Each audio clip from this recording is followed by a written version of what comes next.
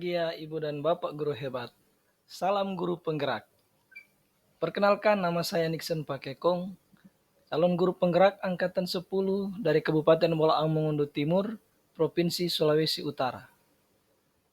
Pada video kali ini saya akan menunjukkan tentang aksi nyata yang sudah saya lakukan tentang menerapkan budaya positif di lingkungan sekolah saya, yaitu di SMP Negeri 1 Atap Molobok. Berikut videonya, selamat menyaksikan. Assalamualaikum warahmatullahi wabarakatuh. Salam sejahtera untuk kita semua. Bersyukur di hari ini kita boleh bertemu di tempat ini dalam rangka kegiatan diseminasi atau aksi nyata pada modul 1.4 dalam kegiatan pendidikan calon guru penggerak. Yang saya hormati Ibu Kepala Sekolah SMP Atap Molobok, juga rekan-rekan sekalian yang sudah menyediakan waktu untuk bisa bersama-sama dengan saya untuk kegiatan saat ini. Dan saat ini kegiatan kita akan dimulai, dan untuk itu saya mohon kesediaan dari Ibu Dewi untuk memimpin kita di dalam doa.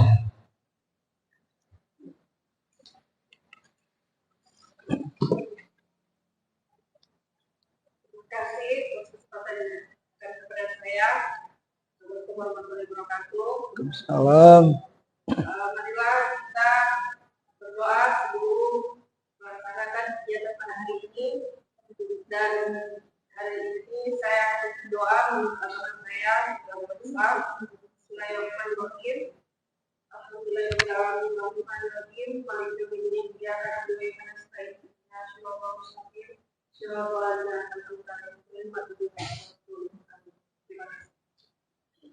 Amin. Terima kasih dikembalikan kepada Ibu Dewi, dan selanjutnya sambutan yang akan disampaikan oleh Kepala Sekolah. Kepada Ibu Kepala Sekolah dipersilakan.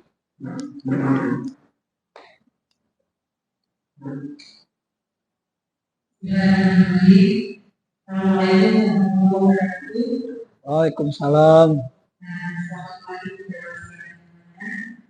Terima kasih yang menghormati Wakil Kepala Sekolah yang saya hormati calon guru penggerak guru hebat kita, Pak Bimo, dan rekan-rekan guru yang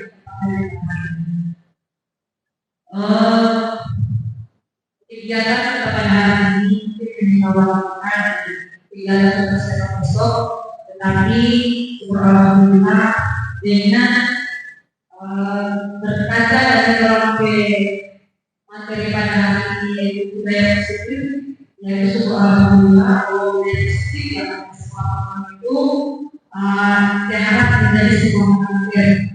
Jadi ketika misalnya ada kegiatan seperti ini yang kita lakukan, ini kan termasuk dalam perkembangan juga.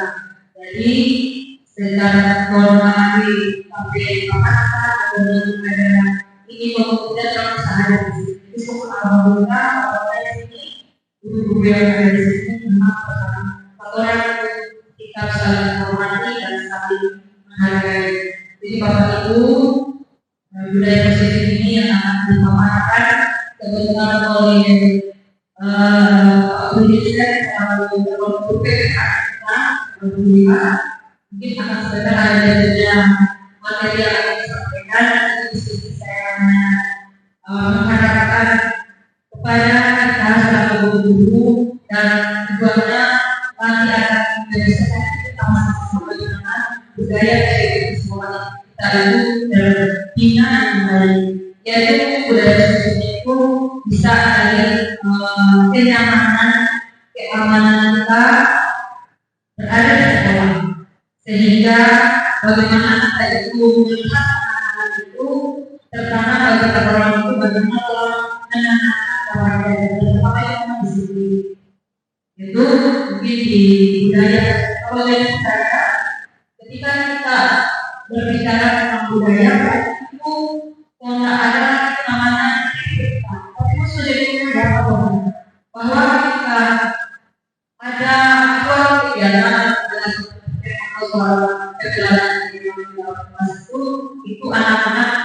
orang tahu bahwa ini ketika misalnya tapi dulu sedang memasuki dalam kelas itu kelas dalam keadaan bersih, kemudian dia punya dalam keadaan bersih, kemudian dia punya kekurangan itu siap menerima itu. Jadi yang pertama itu mandi dulu kepada orang dulu, kemudian kita terangkan tes dari semuanya.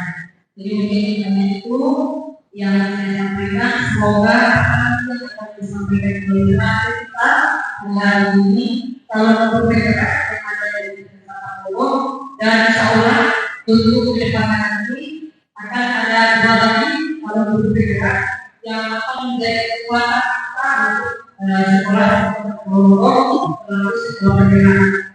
Mungkin dari itu mungkin hanya sekian dari saya.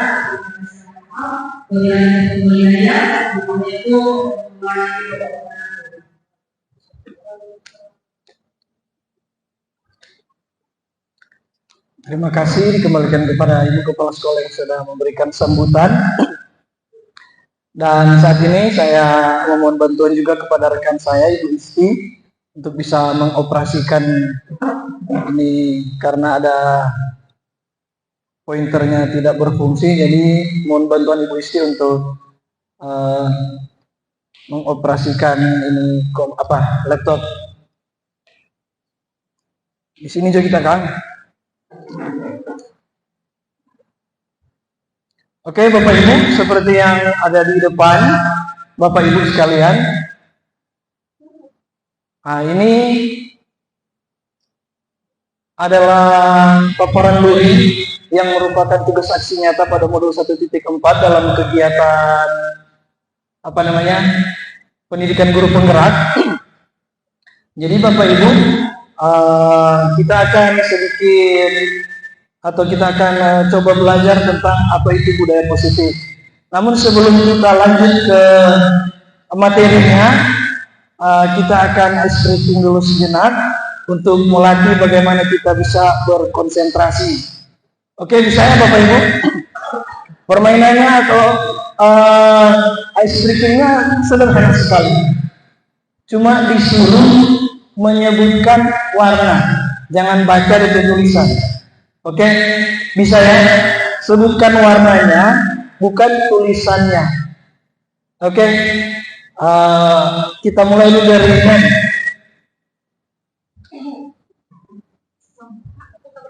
Semua.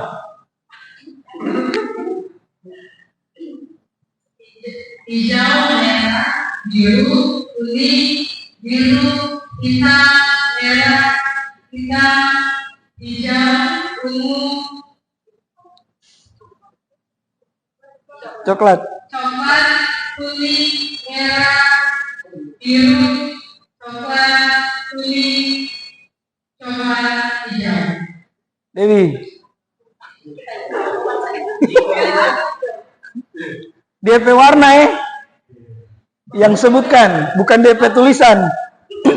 Hijau, coklat, biru, kuning, biru, hitam, merah, coklat, hijau, ungu, coklat, kuning, coklat, coklat, biru, coklat, kuning, coklat, hijau. Coba sekarang Pak Aci.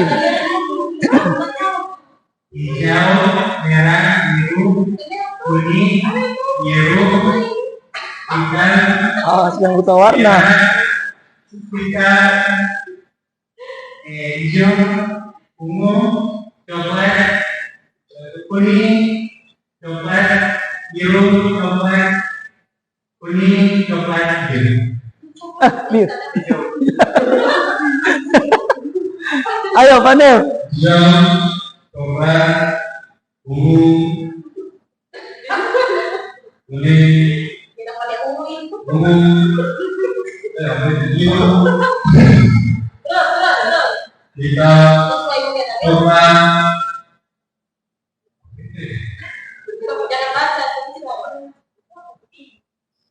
coklat, merah, Hijau itu hijau. DP tulisan merah, DP warna hijau. hijau,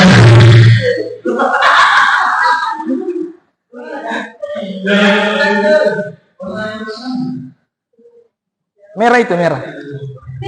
Oh, ungu. ungu, coklat, kuning, coklat, biru, coklat, kuning, coklat, hijau.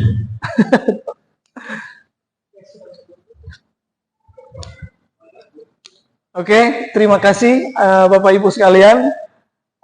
Sebenarnya ini untuk melatih bagaimana kita mengkoordinasikan visualisasi kita. Karena kita terfokus kadang apa yang kita baca, sementara itu berwarna hijau. Jadi misalnya kita akan lebih fokus kepada apa yang kita baca. Sebenarnya seperti itu sifat dari otak kita manusia. Jadi ice breaking ini bertujuan untuk melatih kita bagaimana mengkoordinasikan visualisasi kita agar supaya selaras. Seperti itu ya Bapak Ibu. Boleh dilanjut? Oke. Bapak Ibu, dalam kegiatan ini ada lima hal yang akan kita pelajari. Jadi yang pertama ada konsep dasar disiplin positif. Kemudian ada kebutuhan dasar manusia, keyakinan kelas, 5 posisi kontrol, dan segitiga restitusi. Oke, boleh lanjut. Yang pertama adalah konsep dasar dari disiplin positif. Bapak Ibu, apa yang terlintas di pikiran Bapak Ibu sekalian ketika mendengar kata disiplin? Mungkin Pak Aci boleh? Disiplin waktu. Ada lagi yang lain mungkin? Kira-kira apa disiplin itu?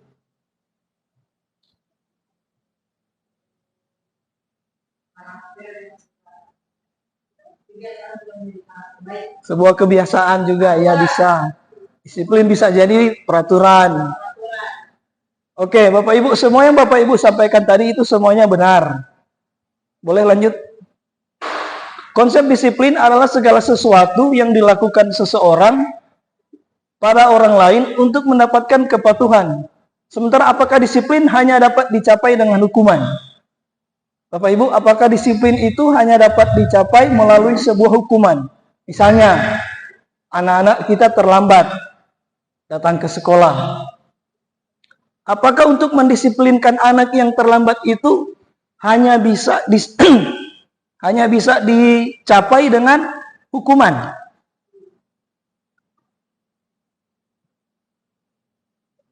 Apakah iya? Nah, kalau tidak, kenapa? Apakah ada cara lain? Apa misalnya? Memberikan penghargaan, bisa jadi. Apalagi?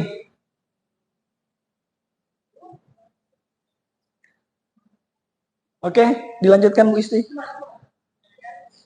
Jadi sebenarnya untuk mencapai kedisiplinan itu hukuman itu bukan penyelesaian yang baik untuk mendapatkan hasil dari kedisiplinan itu.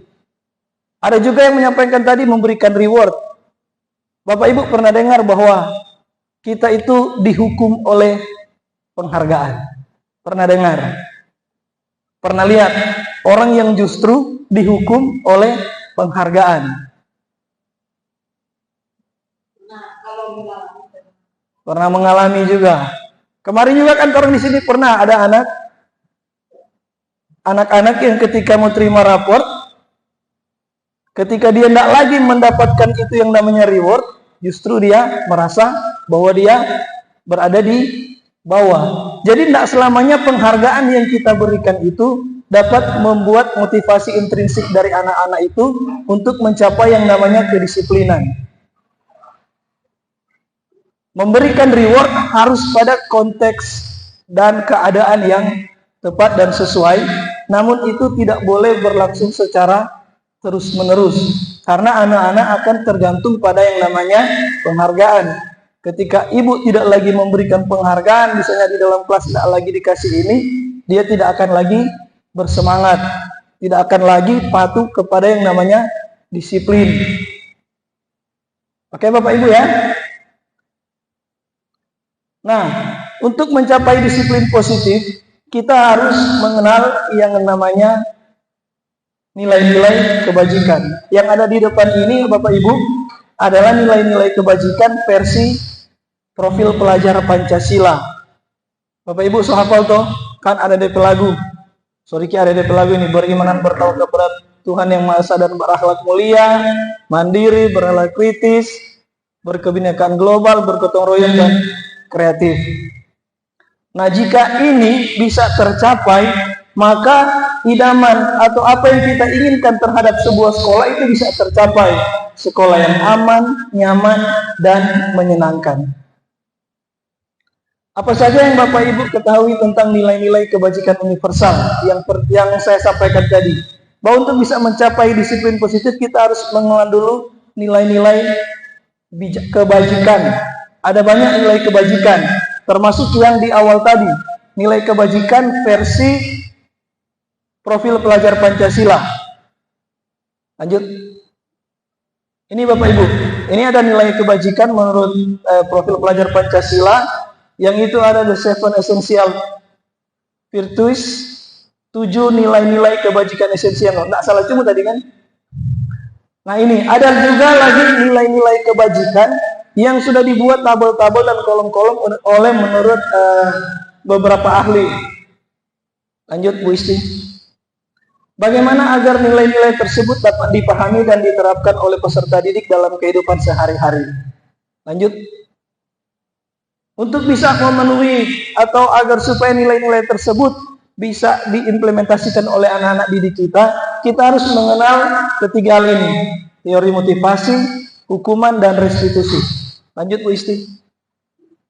Pada dasarnya manusia melakukan sesuatu, motivasinya didasari oleh ketiga hal ini, termasuk anak-anak kita. Yang pertama, untuk menghindari ketidaknyamanan atau hukuman. Kemudian, untuk mendapatkan imbalan atau penghargaan. Itu motivasi. Kemudian ada lagi untuk menjadi orang yang mereka inginkan dan menghargai diri sendiri dengan nilai-nilai yang mereka percaya. Yang lebih sering kita alami kan yang dua ini. Untuk menghindari, ketika kita mau patuh, kita mau disiplin, kita mau ikut aturan, untuk menghindari ketidaknyamanan atau hukuman. Bapak Ibu jalan-jalan ke Kota Mobagu pakai helm buat apa? Supaya apa? Menghindari tilang. Tapi yang seharusnya apa? Kalau menurut ini apa? Kalau pakai helm harusnya untuk apa? Untuk sampai keselamatan diri. Siapa mau tahu tiba-tiba jatuh, tatoki di trotoar, toh? Tapi motivasi kita karena ini untuk menghindari ketidaknyamanan atau menghindari hukuman. Ada lagi yang rajin melakukan segala sesuatu untuk apa? Motivasinya ini untuk mendapatkan imbalan atau penghargaan. Ketika ini tidak didapat, kita tidak lagi akan mematuhi yang namanya peraturan. Tapi kalau motivasi kita bangun berdasarkan yang ketiga ini, ketika ini mau kita terapkan, ajarkan kepada anak-anak kita ketika pembelajaran nanti, itu semua motivasi yang berdasar dari dalam diri atau motivasi intrinsik. Lanjut Bu Isti. Ini ada hukuman, konsekuensi, dan restitusi. Hukuman menyebabkan identitas gagal. Hukuman itu korban memang mendapatkan keadilan. Murid atau anak kita tersakiti. Betul toh? Ya. Terlambat jalan jongkok. Siapa yang tersakiti? Anak-anak. Sistem tidak akan berjalan jika murid tidak takut. Kalau murid tidak takut lagi dengan hukuman, pasti apa yang orang harapkan akan terjadi.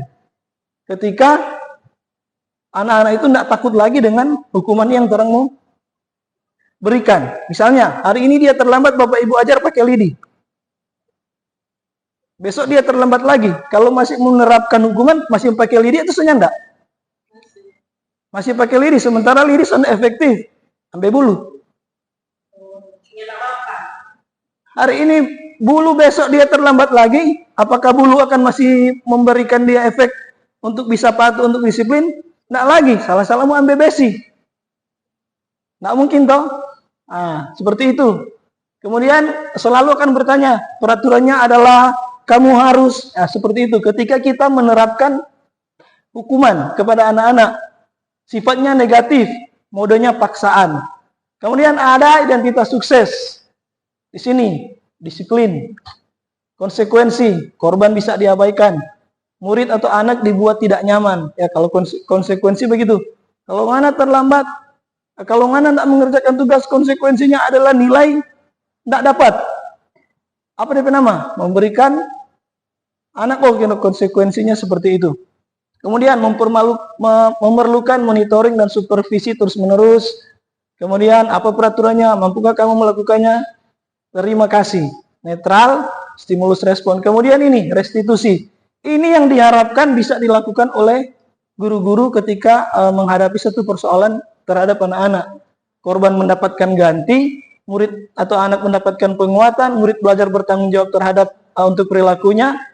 Kemudian ini ada pertanyaan-pertanyaannya sifatnya positif, kita berada pada posisi teori kontrol. Nanti pada bagian akhir kita akan belajar bagaimana cara menerapkan restitusi melalui sebuah bagan atau sebuah teori yang namanya segitiga restitusi. Lanjut. Restitusi adalah proses menciptakan kondisi bagi peserta didik untuk memperbaiki kesalahan yang telah mereka lakukan. Guru mengajak murid untuk berefleksi tentang tindakan yang telah dilakukan untuk memperbaiki diri sehingga ia menjadi pribadi yang lebih baik dan menghargai dirinya. Jadi Bapak Ibu untuk melakukan restitusi ini dia. Ini yang harus guru lakukan. Lanjut Bu Isti. Oke. Sebelum kita lanjut ke segitiga restitusi, kita harus memahami dulu ada 5 kebutuhan dasar manusia. Ketika anak-anak melakukan, si anak ini sering-sering bermain di dalam kelas. Sebenarnya kebutuhan dasar yang dia ingin capai sebenarnya apa? Pasti orang melakukan sesuatu, siswa kita atau anak-anak kita melakukan sesuatu, ada kebutuhan dia yang tidak terpenuhi. Si anak yang suka, Pak Guru kita begini, mungkin dia butuh perhatian, mungkin dia butuh kasih sayang. Itulah yang harus kita kenali dan gali dari anak, sehingga ketika kita mau menerapkan restitusi, kita tahu, oh ternyata anak ini kebutuhan dasar adalah dia butuh kasih sayang. Mungkin dia di rumah tidak diperhatikan atau apa segala macam. Itulah yang menjadi tugas kita guru untuk mengenali apa kebutuhan dasar dari anak-anak kita. Ini 5 kebutuhan dasar manusia. Bertahan hidup, penguasaan, kasih sayang dan rasa diterima, kebebasan, kesenangan. Ini semua yang dibutuhkan atau kebutuhan dasar manusia dikelompokkan ke dalam 5 hal ini. Lanjut Bu Isti. Oke. Sekarang kita ke keyakinan kelas. Bapak Ibu yang sudah pernah menerapkan, sudah melaksanakan itu di PMM untuk poin yang topik yang keberapa itu, sudah melaksanakan ini, keyakinan kelas. Nah, kira-kira berikan pendapat dulu. Lanjut Bu Isti. Kira-kira keyakinan kelas itu seperti apa yang Bapak Ibu pahami? Oke, ada lagi Bapak Ibu? Betul ya yang disampaikan oleh Ibu Elin. Mengapa keyakinan kelas bukan peraturan kelas? Kenapa harus keyakinan bukan peraturan? Ini peraturan kelas, ini peraturan sekolah. Kenapa keyakinan bukan peraturan? Peraturan itu memang masuk dari sekolah, tapi kebanyakan kelas mau cari kesepakatan untuk kelas itu. Ya, betul sekali Ibu Dewi. Keyakinan, kalau peraturan kelas sudah ditetapkan, peraturannya 1, 2, 3, 4, 5, 6, 7, 8, semua harus ikut. Seperti itu, sifatnya harus memaksa. Tapi kalau keyakinan kelas, itu digali berdasarkan apa yang kita yakini bersama, disepakati bersama, disusun bersama, apa yang kita yakini sehingga kita bisa bertanggung jawab terhadap apa yang kita yakini bersama. Seperti itu. Mengapa keyakinan kelas penting untuk membangun budaya positif? Karena dengan adanya keyakinan kelas ini sehingga menjadi kebiasaan yang diterapkan di kelas dan itu menjadi budaya. Ya. Adalah diterapkan secara Terus-menerus. Ya, betul sekali Ibu Elin. Jadi untuk menerapkan budaya, untuk bisa mencapai yang namanya budaya positif di suatu sekolah, kita harus membuat keyakinan kelas yang memang berdasarkan atau berakar dari apa yang menjadi kebutuhan dari sekolah tersebut yang diyakini bersama oleh seluruh warga sekolah. Lanjut Bu Isti. Ini ada tahapan pembentukan keyakinan kelas atau keyakinan sekolah. Yang pertama, keyakinan kelas lebih abstrak dari peraturan. Kemudian dapat berupa pernyataan-pernyataan yang bersifat universal. Kemudian senantiasa dalam bentuk positif. Kemudian membuat keyakinan kelas sebaiknya menghindari yang namanya kalimat-kalimat negatif. Kemudian sebaiknya sesuatu yang dapat diterapkan di lingkungan tersebut, yang realistis. Jangan membuat keyakinan kelas sesuatu yang terlalu berangan-angan sehingga sulit untuk kita laksanakan. Disusun dengan melibatkan semua warga sekolah, kemudian hendaknya ditinjau kembali dari waktu ke waktu. Yang penting, Bu Isti kembali. Yang penting dari sini adalah membuat keyakinan kelas itu menghindari yang namanya kalimat negatif seperti jangan. Kita membuat keyakinan kelas, jangan membuang sampah sembarangan, itu kalimat negatif. Coba sekarang Bapak Ibu konversi ke kalimat positif. Oke, seperti itu ya kira-kira contohnya. Oke, lanjut Bu Isti. Ini ada contoh keyakinan kelas. Setiap anggota kelas perlu belajar. Setiap anggota kelas perlu senang. Kebutuhan toh? Setiap anggota kelas perlu saling menghargai. Setiap anggota kelas perlu merasa aman. Nanti kalau ada anak-anak yang bermain, keyakinan kelas kita apa? Oh, semua anggota kelas harus aman. Loh, kenapa Anda bermain? Yang lain tidak aman. Nah, oke, seperti itu ya. Kemudian senantiasa menjadi diri yang terbaik. Ini kalimat-kalimat yang bersifat positif. Berkomitmen terhadap setiap tugas. Hormat. Kami meyakini bahwa sangat penting untuk menghormati semua orang dan barang milik orang lain. Bekerja. Kami meyakini bahwa sangat penting untuk mengerjakan segala pekerjaan atau mengikuti kegiatan yang telah ditugaskan. Ini yang kalimat-kalimat positifnya. Diterima dan dimiliki. Kami meyakini bahwa sangat penting untuk merasa diterima pada suatu kelompok dan saling peduli satu dengan yang lain. Oke, selanjutnya adalah 5 posisi kontrol guru. Lanjut Bu Isti. Ini adalah 5 posisi kontrol guru. Yang pertama adalah penghukum, membuat rasa bersalah, sebagai teman, sebagai pengamat, dan sebagai manajer. Penghukum bisa menggunakan hukuman fisik atau verbal atau mengancam dan lain sebagainya. Membuat rasa bersalah, menggunakan bahasa yang lembut namun dapat membuat orang lain merasa tidak nyaman, bersalah atau rendah diri. Teman mengontrol murid dengan bujukan. Pengamat melandaskan tindakan pada peraturan dan konsekuensi. Manajer mempersilahkan murid mempertanggungjawabkan perilakunya dan mendukung murid untuk menemukan solusi atas permasalahannya sendiri. Sekarang Bapak Ibu, saya akan menceritakan sebuah kasus. Nanti Bapak Ibu bisa memilih menempatkan diri pada posisi kontrol guru di mana. Atau begini, Bapak Ibu berefleksi dulu. Kira-kira selama ini dalam melaksanakan aktivitas di sekolah, terutama ketika berhadapan dengan sebuah kasus, misalnya pelanggaran anak, di mana letak atau posisi kontrol Bapak Ibu? Lebih sering.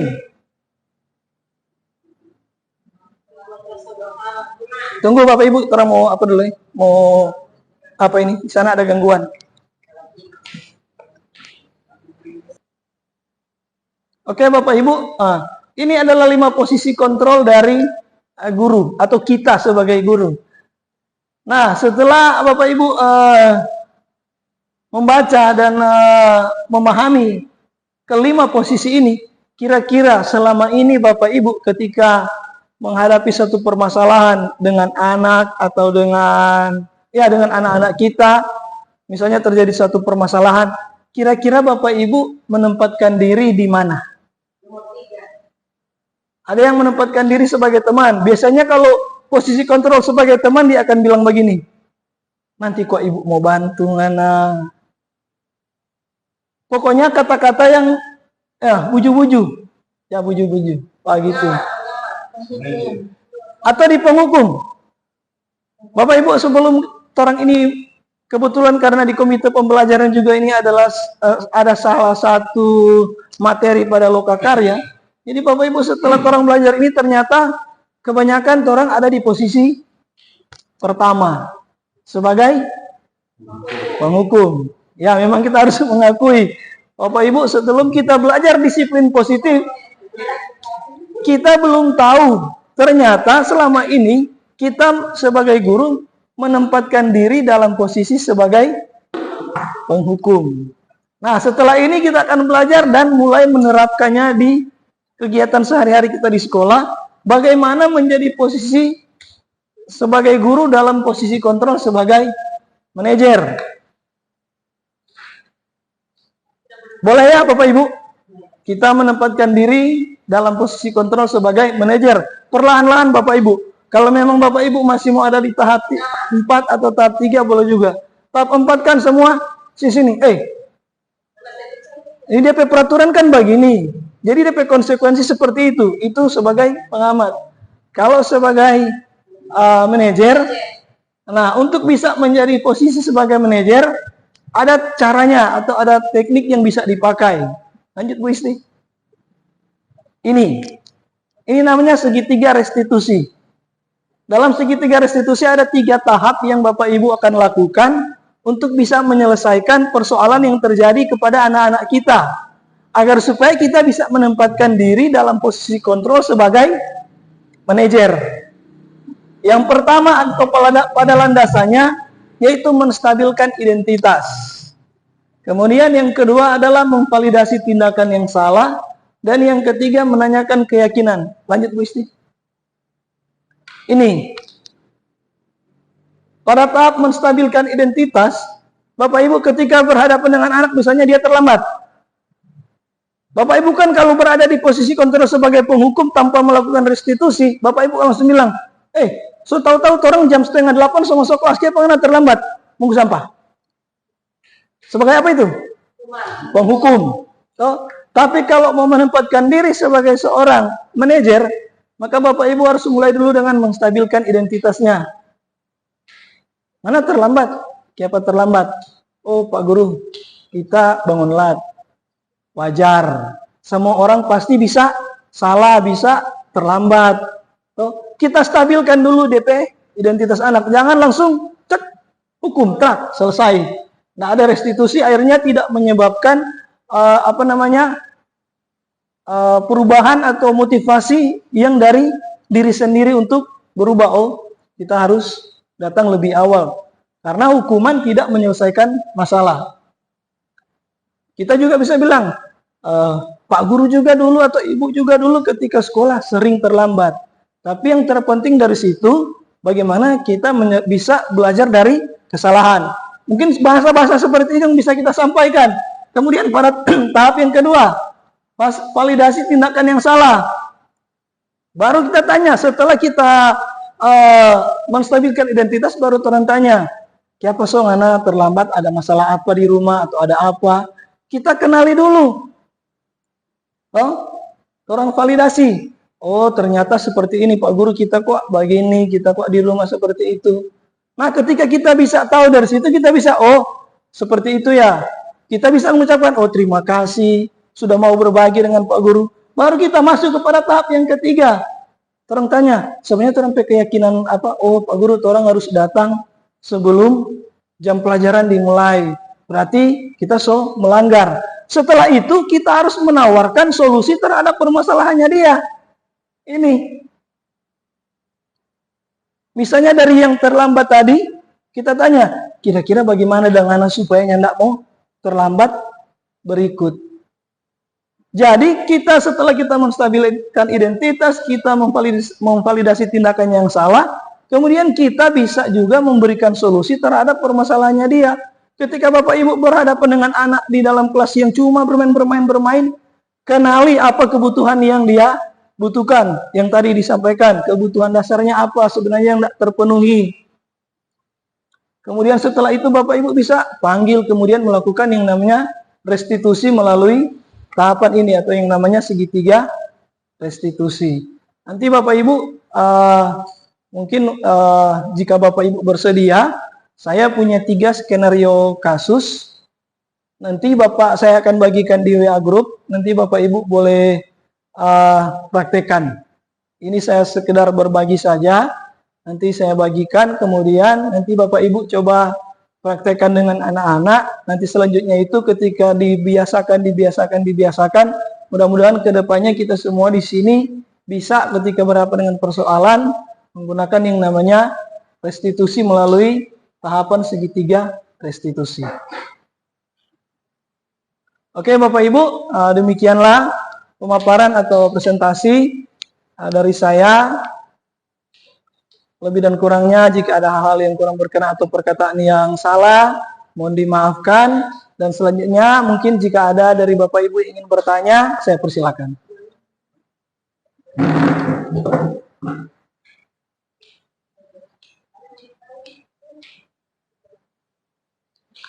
Oke Bapak Ibu, mungkin Ibu Isti ada pertanyaan?